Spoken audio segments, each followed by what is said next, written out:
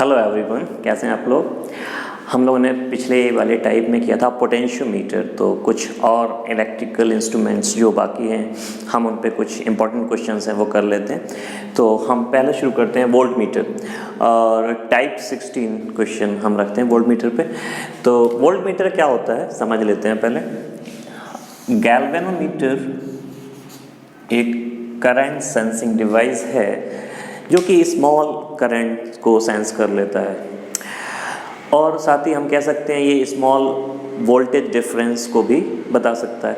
लेकिन volt meter बनाने के लिए हम क्या करते हैं, एक गैल्वेनोमीटर में सीरीज़ में एक रेजिस्टेंस यूज़ करते हैं। आप कह सकते हो कि एक हाई रेजिस्टेंस यूज़ करते हैं, हाई वैल्यू। क्यों करते हैं वो देखिए। ये रेजिस्टेंस जो हम गैल्वेनोमीटर के साथ सीरीज़ में लगाते हैं, तो इस अरेंजमेंट को अब हम कह सकते हैं ये वोल्ट मीटर है। और ये वोल्ट मीटर के टर्मिनल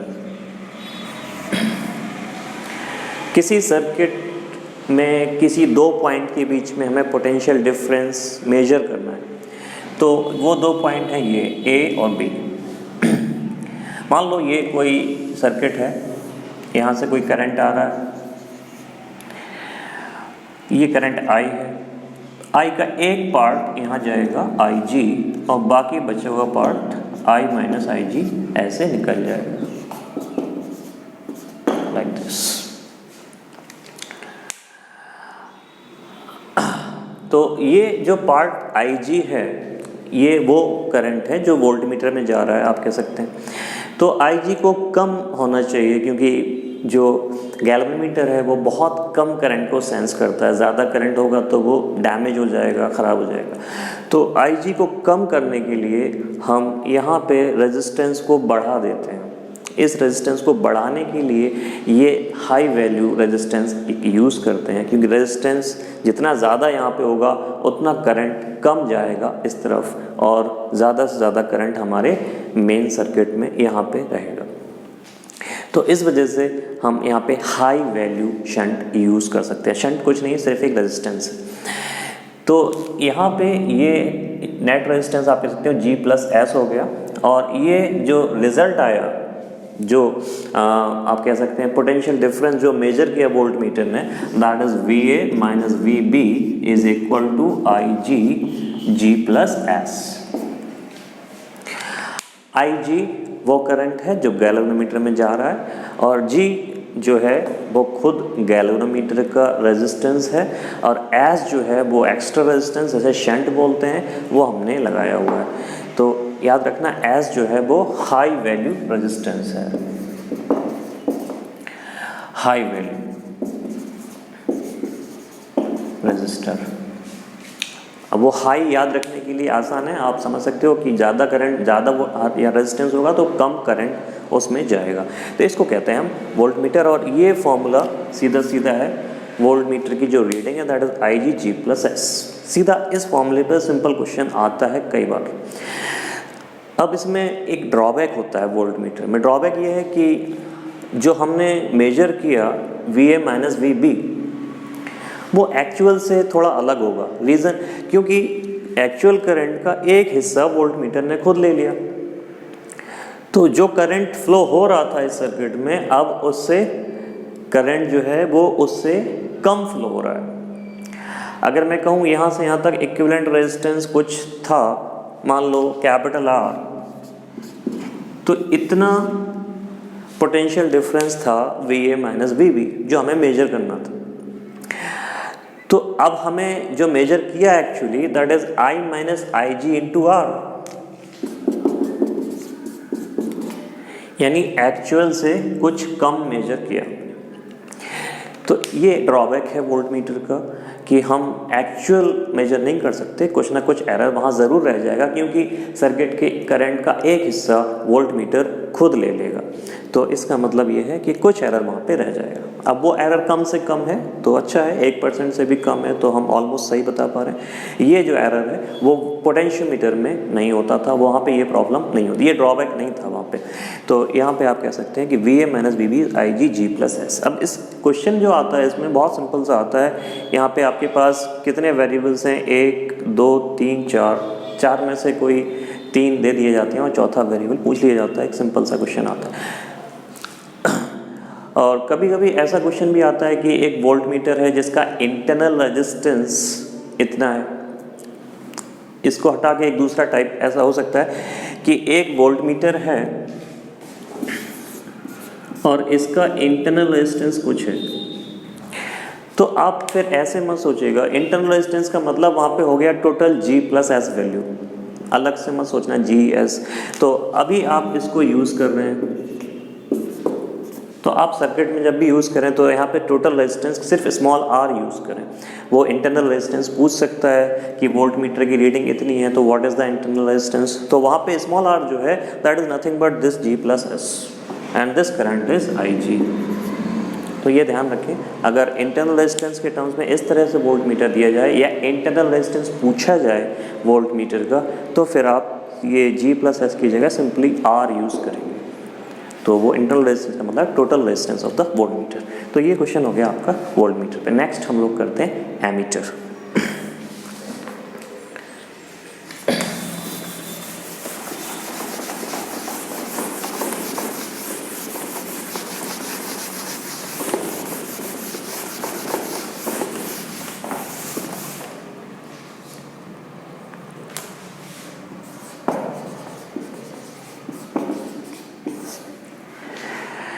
एमीटर में क्या होता है, अभी हमने जो पढ़ा गैल्वेनोमीटर, आप कह सकते हैं ये हम नेक्स्ट टाइप ले रहे हैं, टाइप 17। तो एमीटर में हमने आपको बताया था कि गैल्वेनोमीटर जो है वो लो करंट को मेजर करता है, बहुत छोटे करंट को। अब इसकी रेंज को हमें बढ़ाने के लिए एक एमीटर बनाना है। तो रेंज बढ़ाने का क्या तरीका है, अभी हम क्या करते हैं, इसके पैरेलल में एक शंट लगा देते हैं और ये जो शंट होती है ये लो वैल्यू रेजिस्टेंस होती है।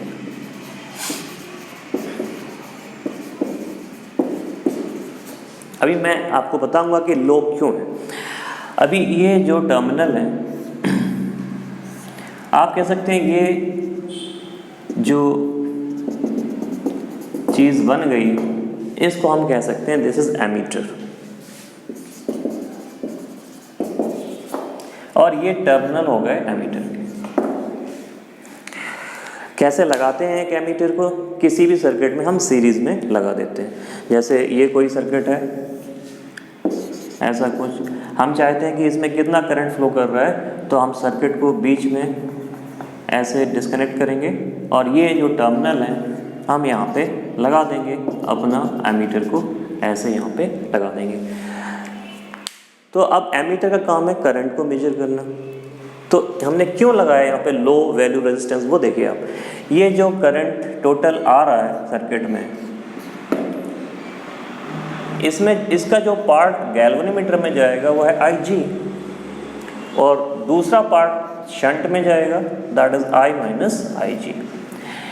तो आपके शंट में जो करंट है वो ज़्यादा जाना चाहिए, गैल्वेनोमीटर में कम जाना चाहिए, क्योंकि गैल्वेनोमीटर कम करंट को ही मेजर करता है। ज़्यादा करंट होगा तो डैमेज हो जाएगा वो, तो कम करंट यहाँ पे जाना चाहिए। तो यहाँ पे कम करंट करने के लिए हम क्या करते हैं, ये वाले रेजिस्टेंस को कम लेते हैं ताकि ज़्यादा से ज़्यादा करंट यहाँ से फ्लो करे और वहाँ पे कम करंट फ्लो करे गैल्वेनोमीटर।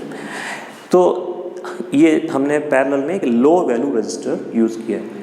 अब इसके बाद इसमें कैलकुलेशन कैसी है, तो आप देख सकते हैं कि ये पोटेंशियल डिफरेंस ऊपर से और नीचे से बराबर कर दें आप, तो IG into G must be equal to I minus IG into S। बहुत सिंपल है। तो दोनों की पोटेंशियल डिफरेंस हमने बराबर कर दी। तो इससे होगा क्या, इससे I की वैल्यू आ जाएगी, करंट कितना होगा in terms of IG। IG का हमें पता रहेगा वहाँ पे कितना है IG, तो IG का यूज़ करके हम I बता सकते हैं और वैसे ही उसी को कैलिब्रेट करके हम वहाँ पे मीटर बना सकते हैं, डिस्प्ले बना सकते हैं, तो वो करंट बता देगा कि अब IG इतना है तो I इतना होगा।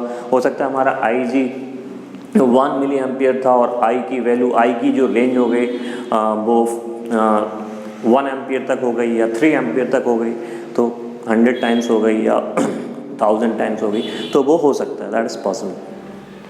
तो ये तरीका है, ये वाला फॉर्मूला याद रखें। यहाँ पे आपको 1 2 3 और 4 वेरिएबल हैं इसमें, तो अगर 3 वेरिएबल दिए जाते हैं तो आप चौथा निकाल सकते हैं। तो एक तरीका ये है आपका।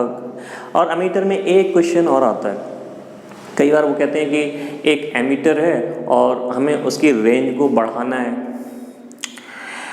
तो रेंज को बढ़ाने के लिए एमीटर की आप क्या करोगे, तो आप उसको अलग से ना समझें क्वेश्चन को, आप समझ लीजिए कि हमें गैल्वेनोमीटर को ही एमीटर बनाने का जो तरीका है वही है। तो ऑलरेडी जो एमीटर है वहाँ पे, तो आप समझ लीजिए एक गैल्वेनोमीटर है, अब इसको आपको रेंज को बढ़ाना है, तो ऑलरेडी जो एक एमीटर है, रेंज को बढ़ाने के लिए हम एक और शंट लगा देंगे वहाँ पे, और जो ऑलरेडी वहाँ पे जो शंट थी और जी था, उन दोनों का रिजल्टेंट यहाँ पे ऑलरेडी आपको दिया जाएगा या कोई इक्वेशन निकालेंगे आप। तो ये जो S और G का जो रिजल्ट है वो ऑलरेडी आपको पता है in terms of R suppose. अब एक एक्स्ट्रा शंट आप यहाँ पे लगा रहे हैं, तो वो अरेंजमेंट में आप एक्स्ट्रा लगा रहे हैं। तो अगर ऐसा क्वेश्चन आए कि एक एमीटर की रेंज को बढ़ा रहे हैं, तो आप पहले जो एमीटर है उसको एक गैल्वेनोमीटर की तरह ही ट्रीट करें और उसका जो रेजिस्टेंस है आप उसको G लिख सकते हैं। तो आप वैसे ही क्वेश्चन को सॉल्व कर सकते हैं जैसे ये वाला करें। तो आप उसको परेशान ना हो कि एमीटर की रेंज को बढ़ाना है आप क्या करें, तो इस तरह से हम ये वाला क्वेश्चन भी सॉल्व कर सकते हैं। ये हो गया आपका एमीटर। तो नेक्स्ट मैं बताता हूँ आपको मीटर ब्रिज।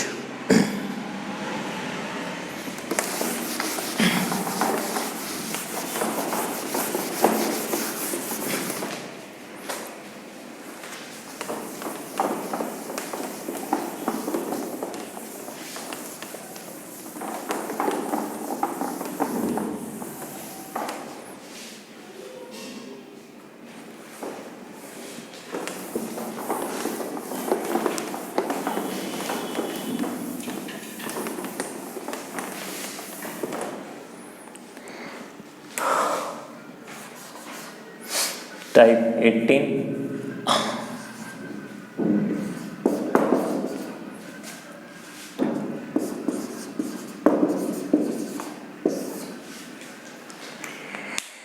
मीटर ब्रिज देखिए,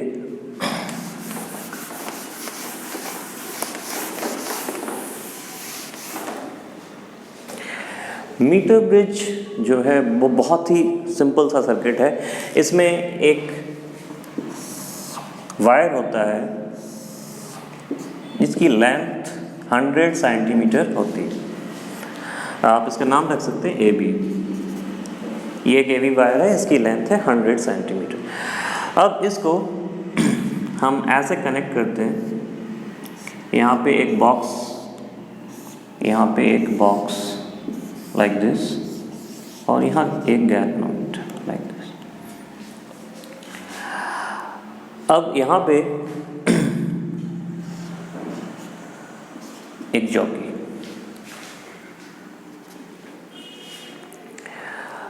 अब क्या करते हैं, इसमें रेजिस्टेंस रख देते हैं। एक रजिस्टर है P, एक रजिस्टर है Q सपोज, इनकी वैल्यूज है P एंड Q। अब आप जानते हैं कि व्हीट स्टोन ब्रिज का कॉन्सेप्ट, अगर एक व्हीट स्टोन ब्रिज बैलेंस्ड है तो उसका मतलब है कि इस बीच वाली ब्रांच में करंट नहीं आएगा। तो अगर मान लो मैंने यहाँ टच किया, ये आपका L है, तो ये लेंथ होगी 100 माइनस L। मान लो ये रेजिस्टेंस R1 है, ये रेजिस्टेंस R2 है। बैलेंस पॉइंट पे हम कह सकते हैं कि P/Q is R1/R2 and resistance is proportional to length. Because cross sectional area तो सेम है, रेजिस्टिविटी सेम है, R is rho L by A। तो ये चीज़ और ये चीज़ तो सेम है, so R is proportional to L। So we can say R1 by R2 is simply L divided by 100 minus L।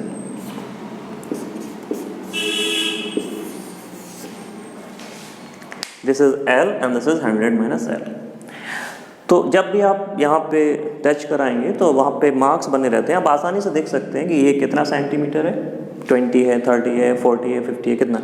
और जब यहाँ पे ये 40 है तो ये ऑब्वियसली 60 होगा, तो यहाँ पे आप वैल्यूज़ डाल सकते हैं।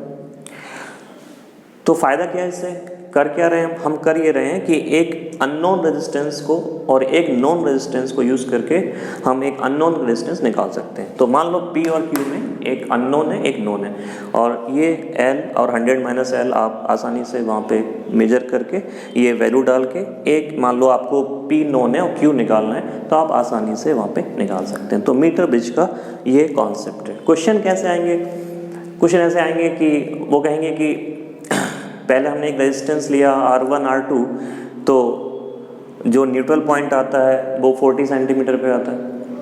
फिर एक रेजिस्टेंस लिया हमने 2R1 और R2, फिर जो न्यूट्रल पॉइंट आता है वो इतने सेंटीमीटर पे आता है। तो आप दो इक्वेशंस आसानी से बना सकते हैं, एक बार R1 के साथ R1 बाई R2 करके, दूसरी इक्वेशन 2R1 बाई R2 करके, और दोनों इक्वेशंस आप डिवाइड कर दें, सॉल्व कर लें।